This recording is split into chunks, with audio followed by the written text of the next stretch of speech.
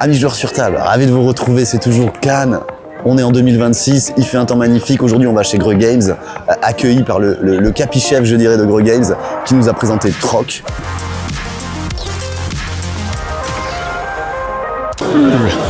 Donc dans Troc, vous allez dévoiler 3 cartes de votre main. Celui qui aura la plus grande valeur totale devant lui va devenir maître du commerce. Ensuite, on va faire des échanges. À partir de là, je vais regarder mes adversaires et je vais choisir une carte. Je vais prendre ton 2 là. Comme j'ai pris chez lui, c'est à lui de jouer. Et on continue comme ça.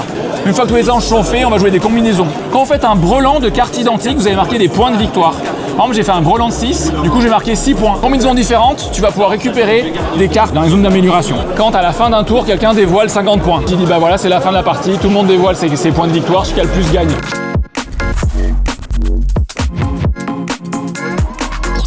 Troc, un jeu de mélange de mains où on essaie de collectionner un maximum de points. Je l'attendais beaucoup parce que j'adore Nina Villiers, je sais que c'est pas du tout le même jeu mais c'est dans le même univers tout ça. En plus Bruno Catala, Serge Lager. Et très surprenant, très déroutant au début. C'est d'avoir des nains dans son équipe pour avoir des mains de plus en plus fortes et faire de plus gros scores chaque manche. Très intéressant. L'édition est vraiment sublime, l'accueil de Greux Games, c'est génial.